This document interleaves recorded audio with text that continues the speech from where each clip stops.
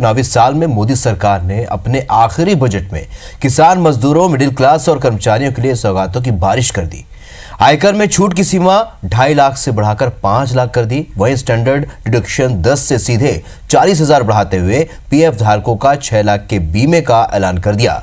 देश के 12 करोड़ छोटे किसानों के खाते में हर साल 6,000 रुपए डालने के लिए प्रधानमंत्री किसान सम्मान योजना शुरू करने की घोषणा की। इसी तरह असंगठित क्षेत्र में कामगारों को मदद पहुंचाने के लिए सरकार ने हर महीने 3,000 रुपए पेंशन देने का भी ऐलान किया है। वित्त मंत्री पीयूष गोयल जब मोदी सरकार के आखिरी साल और आखिरी 2 महीने से ठीक पहले जब संसद में बजट पेश करने के लिए खड़े हुए तो पूरा देश उन्हें उम्मीद भरी नजरों से देख रहा था। सियासत के माहिर खिलाड़ी प्रधानमंत्री नरेंद्र मोदी भी ये जानते थे और इसीलिए सरकार ने आखिरी बजट में मास्टर स्ट्रोक खेलते हुए किसान, मजदूर, कर्मचारी, कारोबारी, महिला और युवाओं के लिए खजाना खोल दिया। मिडिल क्लास और नौकरी पेशा लोगों को बड़ी राहत देते हुए इनकम टैक्स में छूट की सीमा 2.5 लाख से बढ़ाकर सीधे 5 लाख कर दी। Individual taxpayers having taxable annual income up to ₹5 lakhs will get full tax rebate.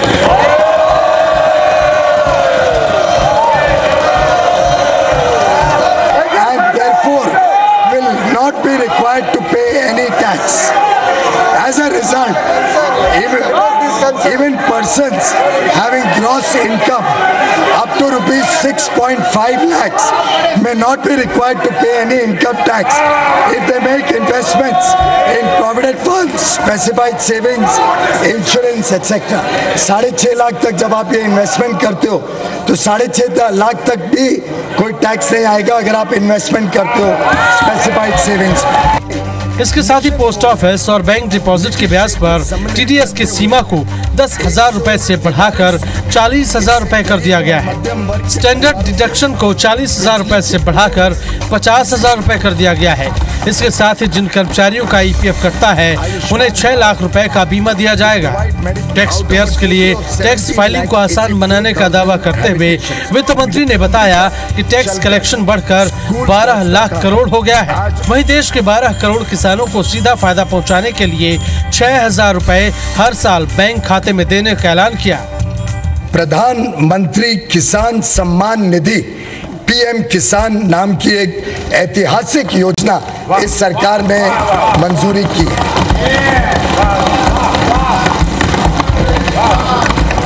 PM किसान इस योजना के तहत जो वल्नरेबल किसान हैं, जो छोटी जमीन रखते हैं, 2 हेक्टेयर तक की जिनकी जमीन है, 2 हेक्टेयर तक की जमीन को, उन सभी को सीधा उनके इनकम में सपोर्ट, डायरेक्ट इनकम सपोर्ट 6,000 रुपए प्रति वर्ष के हिसाब से देने का निर्णय सरकार ने किया है। इसके अलावा असंगठित क्षेत्र में कामगारों को मदद पहुंचाने के लिए सरकार ने पेंशन योजना का ऐलान किया, जिसके तहत 3,000 रुपए हर महीने पेंशन देने का प्रावधान है। मोदी सरकार का अंतरिम बजट पेश करते हुए वित्त मंत्री पीयूष गोयल ने 22 फसलों के समर्थन मूल्य में बढ़ोतरी का दावा करते हुए यह ऐलान किया कि 2 हेक्टेयर खेत रखने वाले किसानों के खाते में 3 किश्तों में 6,000 रुपए दिए जाने की योजना 1 दिसंबर 2018 से लागू होगी। इस योजना का नाम प्रधानमंत्री किसान सम्मान योजना रखा गया है। Our government proposes to launch a mega pension yojana, namely Pradhan Mantri Shram Yogi Mandhan. Pradhan Mantri Shram Yogi Mandhan will be for the organized sector workers with monthly income up to ₹15,000. This pension yojana shall provide them an assured monthly pension of ₹3,000 after they achieve the age of 60 years. अनुमान है कि कम से कम 10 crore unorganised sector के कर्मचारी, labourer, worker सबको प्रधानमंत्री श्रम योगी मानधन का लाभ मिलेगा।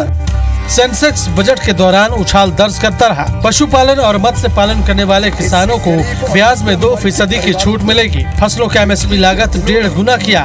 बजट स्पीच की शुरुआत के वक्त 11 बजे सेंसेक्स लगभग 100 अंकों के साथ हरे निशान में था। वहीं 12:30 बजे 1.5 घंटे की स्पीच तक सेंसेक्स लगभग 300 अंकों की उछाल के साथ कारोबार करने लगा। वित्त मंत्री पीयूष गोयल ने दावा किया कि 5 साल के दौरान वित्तीय घाटे को 3.4% के स्तर पर लाने का काम किया है। वहीं उन्होंने उम्मीद जताई कि चालू घाटा मौजूदा वित्त वर्ष में 2.5% रह सकता है।